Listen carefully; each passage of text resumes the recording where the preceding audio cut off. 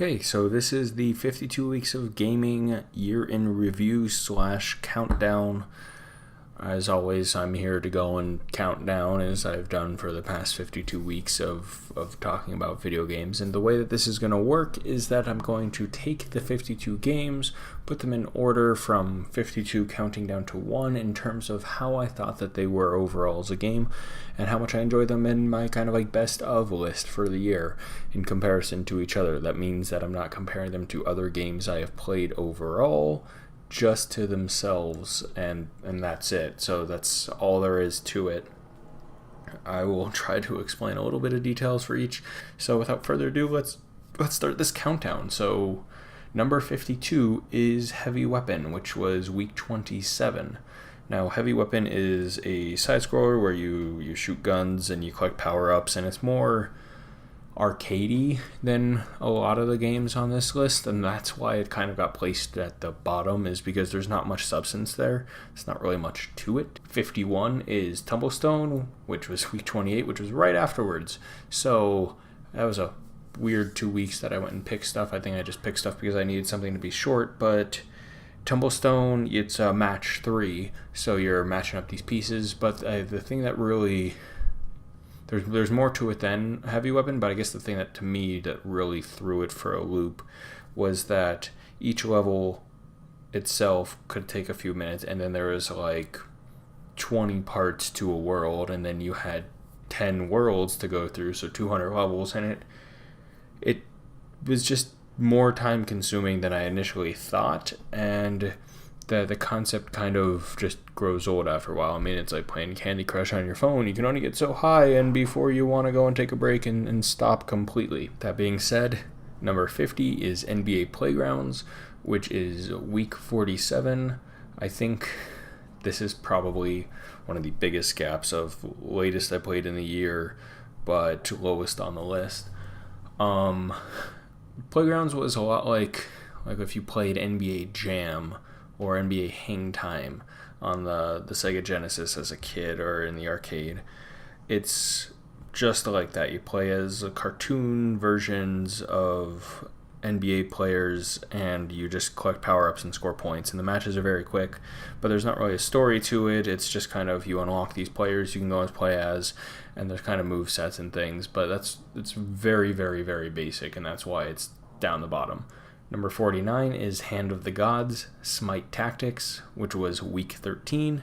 Now, I love Hi-Rez, I love everything they do. I've played Paladins, played Smite, played Realm Royale, I love them all. This kind of felt like the weird one that they just neglected and then just kind of shuffled under because they wanted a card game and to go against whatever, the Clash Royale or whatever the card one that Clash of Clans has, that thing. That it's similar to that, where you're just sending units at each other and they're attacking each other, and that's all that really happened, and the game kind of died out after that. Number 48, from week 37 is Scream Ride. So Scream Ride is, I want to say it's not even like a full game per se. I mean, it's a full game, but you have 3 different games you're kind of playing in it, of riding the roller coaster versus building the roller coaster versus knocking down the roller coaster.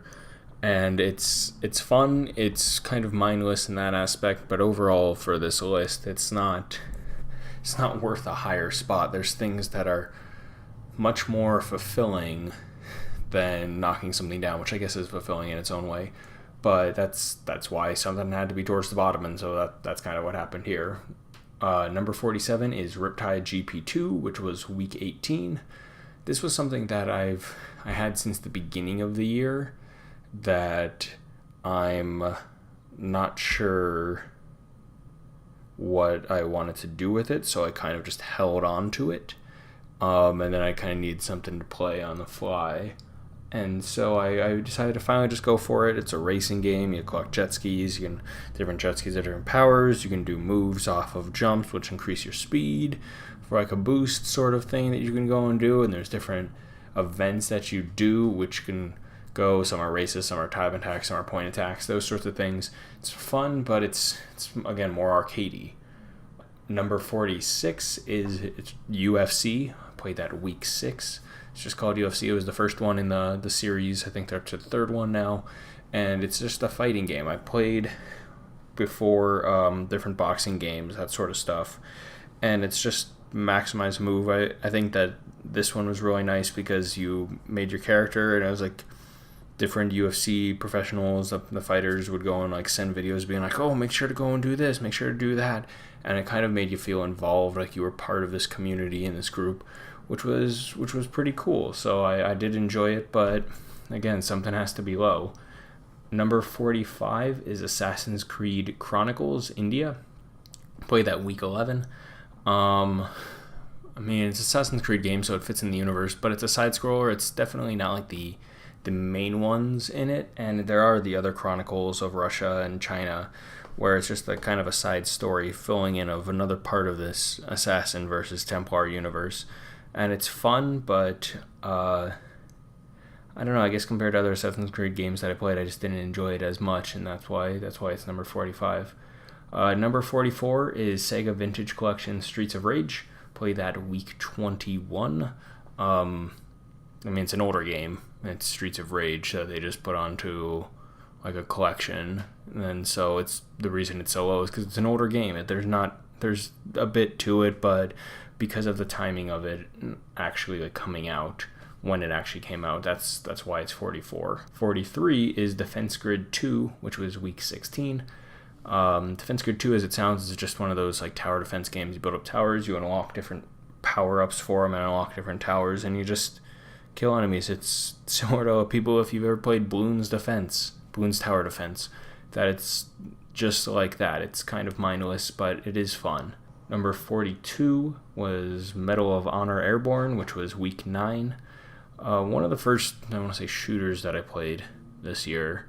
Never played Medal of Honor Airborne. Never really played a lot of Medal of Honor games in general, but I figured to give it a try. It definitely was unique, and you constantly were parachuting, but with the different controls for how old of a game it was, it just, story was there and nice, but I guess it just didn't really connect the way I wanted it to after playing it and thinking about it past the week.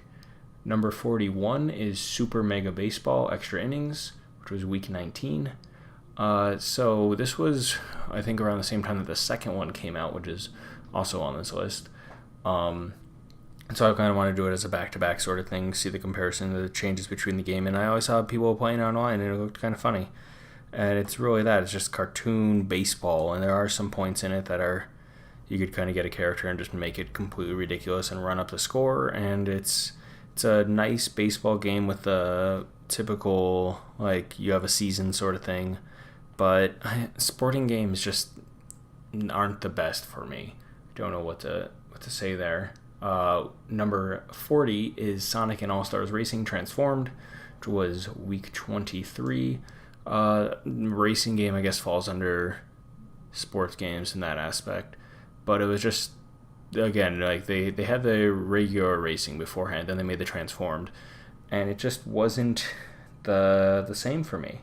So done racing games, and there were the power-ups, and it just felt like it was trying to be Mario Kart without being Mario Kart, and so that's kind of why that's so low. Number 39 is Lego Hobbit, which was the first game I played, so that's week 1. I love the Lego games. I think they're all fantastic. I think they're games that really any age can appreciate because they're kind of built more for kids in all seriousness. But I think adults, as long as they enjoy the content that it's about, like they make jokes that are really well done involving the Legos and the voice acting and things. It's just, you have to do a lot to 100% these games, and it's a lot of time for it, and it's just, compared to other games on it, it's technically, I guess, plot-wise, it's based on 2 movies, and so there's not the biggest plot. I like The Lord of the Rings, but I needed something else to go on here. Number 38 is Battlerite, which was week 4. This was where I was like, yeah, I should probably go and do some computer games. And Battlerite's not bad. It's kind of like if you looked at something like League of Legends and you said, okay, so you get to this point where you can team fight. How does that turn out? And that's really what Battle Right is. It's just like a team fight after a team fight after a team fight after a team fight until you win. And it's very simple as that. You have different characters you can play as, but it's very basic again in terms of things that I played this year. Number 37 is Livelock, which was week 39. That was an interesting game to play because you had different classes that you can go and play as for the robots, but you had different power-ups and things like that, but it was kind of that top-down shooter sort of thing. And just compared to other things on this list, it wasn't as fulfilling looking back on it when I was making the list. It just didn't stick the way I thought it would. Number 36 is Assault Android Cactus, which I'm pretty sure I'm saying that backwards again because I've said it backwards a billion times since it came out as the video, which was week 31, and I played it then. Another top-down shooter sort of thing with different characters that had different power-ups and different abilities, and a story that was kind of basic and cartoony, but it was a lot of fun, and I did enjoy it. It reminded me a lot of like a Mega Man-esque sort of thing, which isn't necessarily a bad thing. Number 35 is Forza 5, which was week 30. Racing games. Forza, I've had I guess a history with it, with Forza 3, spending countless hours having the AI just race for me so I could try to go and get gold medals on a 24-hour race. And so I figured I'd give Forza a try. And the thing with the Forza games that aren't the motorsport games, I should say, is that it's like the same tracks, they just change up the graphics with new cars. And so after a while, it kind of gets a little tedious to me. Number 34 is Back to the Future, which was week 2. Now, I love Back to the Future. It's one of my favorite franchises of all time. I love the movies. And the fact that, as I said in the video, that the very beginning was quoting the movie directly, and I was able to get the achievement for saying the movie lines without even realizing I was saying the movie lines. Because I'm like, oh, if we're just doing this is simple. It has a unique story that would take place after 3, and the voice actor for Marty is fantastic because it's not Michael J. Fox, but it's just an episodic thing. It's not the biggest story to really go with. 33 is the Guacamelee. I do believe it's Guacamelee Super Turbo Championship Edition, to be exact, which was week 38. That is what would technically be classified as a Metroidvania game. So a side-scroller, multiple levels, you can go through, collect power-ups. You have to go back after you collect those power-ups to go get other things in the different areas you've previously been. And it's nice because it's that formula that already exists and a really unique story behind it. And I had fun playing it. It was a lot of fun. Number 32 is Next Up Hero, which was week 32. I remember seeing this game a while ago, and it seemed really cool. Like the moment your character dies, you can come back and find your own character, and you collect these like spirits, basically, that are your characters, and you can use them to continue on and go and get power-ups and defeat enemies and things, and team up with other random people, and it's a lot of fun. It's mindless. It's a dungeon crawler, I guess would be the best way to put it, because there's multiple levels and each level is a different goal and things like that. And it was a lot of fun, just a lot more than I thought going into it, which happens with these games. Again, I don't know anything really going into it, but it was fun and I enjoyed it. Number 31 is Trials of the Blood Dragon, which was week 10, and I like the Far Cry series. I like Trials Racing, like Trials HD, that sort of stuff. And so this one was kind of like the fusion dance of the two. It takes place with the kids from the main character in Far Cry 3 Blood Dragon. And so it kind of continues that storyline, just with a bit more racing involved, or I guess racing in the sense of you riding a bike and doing things like that you would do in Trials, which makes it fun, but it still is a Trials game to me, which eventually just got super annoying with the harder levels. Number 30 is Hand of Fate, which was week 3. I don't really play card games. That's not something I typically do. And this one was unique because you still had to build your deck, still had to go with that, and there was a bit of a story to it, to doing it. And like each time you had to go against a certain characters, it was like a fight, and so it's kind of like a game within a game sort of thing, which made it really unique and a lot of fun. And that's why it's placed kind of towards the middle, because I did have a lot of fun with it. Number 29 is Super Mega Baseball 2, which was week 20. The reason that this one's much higher up than the extra innings one is because I think they made a bunch of improvements on it. I think the game was much more enjoyable. The art style was much better. The fact that it was more evident in this one that if you beamed a pitcher, they just fell on the ground and your team could care less about what's happening next. And I think that was pretty funny. Number 28 is Warriors Orochi 3 Ultimate, which was week 7. I would say this one is like a Dynasty Warriors-esque game, but considering that's made by the same people who made Dynasty Warriors and it features the cast of Dynasty Warriors in it, it's exactly like that. You're playing someone and have these story missions, which for Warriors Orochi 3 is unique because it's combining 2 different universes, 2 different games that they've made. One being Dynasty Warriors, which was based on the Chinese history, and the other, which I'm drawing a blank on the name for, which I apologize, but it's based on Japanese history, and it's kind of combining those characters together in those universes with some other ones as well to kind of make it unique. And it was enjoyable. I did enjoy it, but again, it's like the mindless thing there. Final one for this video is going to be number 27, which was Murdered Soul Suspect, which was week 26, was the halfway mark as well. Game was really cool. I like the story behind it.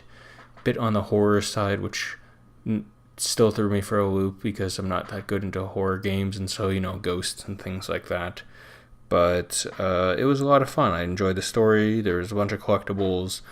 Was kind of fulfilling, but it was kind of meh. So that's why it's in the middle of the pack, and that's why it's there. And so that's that. And with all of that done, numbers 52 through 27 will be appearing on the screen now. And I did change my mind kind of halfway through on what I want to do with it. So here will be a link to the playlist of the 52 Weeks of Gaming, and each individual card that appears before the little description will have a link to its respective review. Make sure to stay tuned for part 2, where I go and cover the rest of them, the 26 through number 1.